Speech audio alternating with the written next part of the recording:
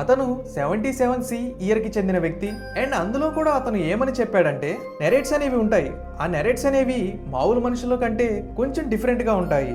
And వీళ్ళ యొక్క ఒంటి మీద మనిషి శరీరంలా కనిపించే భాగం ఏదైతే ఉంటుందో అది కూడా పూర్తిగా జుట్టుతో నిండిపోయి ఉండి అది కూడా చాలా రఫ్ గా కనిపిస్తుందని చెప్పాడు.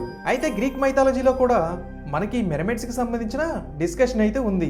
అంటే సగమేమో అందమైన అమ్మాయి, సగమేమో చేప. కానీ ఆ మైథాలజీలో వీటిని ఈవిల్స్ గా చూస్తూ ఉంటారు. అండ్ వాళ్ళ దగ్గరలో ఎవరైతే మగవాళ్ళు నివసిస్తూ ఉంటారో వాళ్ళని ఇవి చంపేస్తూ ఉంటాయని నమ్ముతూ ఉంటారు. అండ్ 1430లో నెదర్లాండ్స్ లో ఈడమ్ అనే ఒక టౌన్ ఉంది. ఈ టౌన్ మీద ఒక స్ట్రామ్ అయితే దాడి చేసింది. సో ఆ టైంలో ఆ నగరం మొత్తం కూడా ఆల్మోస్ట్ పూర్తిగా డ్యామేజ్ అయిపోయింది. ఆ టైంలో కొంతమంది లోకల్ గర్ల్స్ ఆ బోట్ లో ఉండి వరదల నుంచి తప్పించుకోవాలని చెప్పి ముందుకైతే వెళ్తూ ఉన్నారు.